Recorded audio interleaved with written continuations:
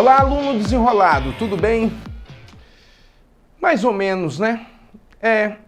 O assunto de hoje não é para ficar muito bem, não. Na verdade, o assunto de hoje é um assunto muito ruim. Mas vamos tentar conversar. Não muda de aula, não. Eu sou André Rosa, professor de História, e hoje eu vou falar sobre uma desgraça. E uma desgraça mundial. E essa desgraça, ela começa na América. E ao mesmo tempo, vai passar para o mundo inteiro. Essa desgraça ganha uma significação. É chamada de crise da Bolsa de Valores de Nova York. Mas é assim, é uma desgraça para o mundo inteiro. Vamos conversar um pouquinho? E eu quero começar a falar dessa desgraça antes da crise. Vocês notaram uma coisa, ó? Quando você estuda a Primeira Guerra, de novo. Pô, entre guerras, eu tenho que falar da outra, tá? Paciência, já tô indo para uma melhor. Porque se a Primeira Guerra matou só 10 milhões e a segunda 50 milhões, a segunda foi bem melhor. É isso? É brincadeira, vamos lá. A ideia é simples. Antes, na guerra, se a gente for examinar, ela é chamada de mundial, mas no final das contas ela é europeia. Notaram? A Áustria, a Alemanha, a Inglaterra, a Rússia, a França, a Bulgária, a Turquia. A Turquia tem uma parte europeia. Notaram? Então, a Europa foi completamente dizimada no tempo da guerra. Aí vamos lá. Esse país participa da guerra. Mas participa no penúltimo ano, dando dinheiro, ganhando dinheiro e ganhando a guerra. Quer dizer, no final das contas, valia muito aquele ditado.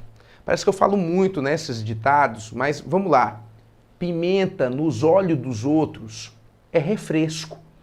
Se está acontecendo com o outro e não com você, tá tudo bem. A guerra é na Europa, eu estou na América. Não existe uma batalha na Primeira, nem na Segunda Guerra, em um território americano, principalmente nos Estados Unidos. Aí você, quem sabe, antecipadamente, porque eu sei que você é desenrolado, diz assim: mas Pearl Harbor foi atacado na Segunda Guerra e é uma base naval norte-americana. Pearl Harbor é no Havaí. É no Havaí, não é na Califórnia, ou em Massachusetts, ou em Nova York. É no Havaí, é longe.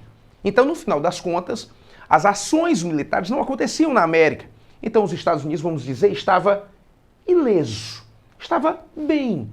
E bem ao ponto de aproveitar-se com isso para ganhar mais dinheiro. É claro, a Europa estava acabada, então a Europa não era mais concorrente. Então, a linha de progresso dos Estados Unidos estava tão grande, que o modo americano de viver, como era chamado tipicamente o American Way of Life, era invejável. Todo mundo bem, todo mundo feliz, cada um tinha seu carro, praticamente todo mundo tinha carros, tinha eletrodomésticos, era uma coisa fantástica, fantástica. O que começou a acontecer para essa prosperidade, aproveitando-se de uma Europa decaída, entrar em decadência? O que aconteceu foi, infelizmente, o mau planejamento e a superarrogância norte-americana. A Europa começou a se reerguer através da política imperialista, aquela que você já assistiu em outro modo, aquela desenvolvida pela industrialização e aquela onde a Europa explora a África e a Ásia. Eu vou lhe dizer uma informação, espero que você não fique muito chocado. Em 10 anos, de 1919 a 1929, a exploração imperialista que a Europa fez sobre a África e a Ásia foi superior a um século XIX inteiro. Só podia dar isso. Dar o quê, André Rosa? África completamente miserável e Europa rica de novo. A Europa rica, os Estados Unidos não percebem. Quando os Estados Unidos não percebem, ou melhor dizer, não quer perceber, a superprodução não começa mais a ser acompanhada por um superconsumo. Eu estou produzindo demais e alguém está comprando demais. O que é que eu tenho nessa hora? Lucro! Mas eu estou produzindo demais. Seja agrícola ou industrializados. E ninguém compra. O que é que eu tenho? Eu tenho prejuízo, eu tenho uma empresa falida, eu tenho desempregos, o desemprego cria a vadiagem, o consumo de drogas, a questão do alcoolismo. Notaram? Eu tenho uma série de problemas por conta dessa economia falida. E aí, vamos lá. Eu já dei a primeira porrada, ó. Pá! Primeira porrada é a Primeira Guerra. Vamos lá. Em quem? No processo capitalista liberalista. Segunda porrada. Pá! O que é que essa segunda porrada é? É o regime totalitário, onde os estados com muito poder, é a história do Hitler, Heil Hitler. É a história do Mussolini, Salve Duce. É a história do Vargas, o pai dos pobres, que retomou o poder. Certo? Tranquilo? Mas só que agora vem outra porrada. A outra porrada é a crise. A crise de 29, ela é avaliada economicamente como uma crise praticamente como de uma guerra mundial. E aí o liberalismo entra em decadência e surge agora um novo processo econômico. Um processo econômico desenvolvido por um inglês chamado de John Keynes.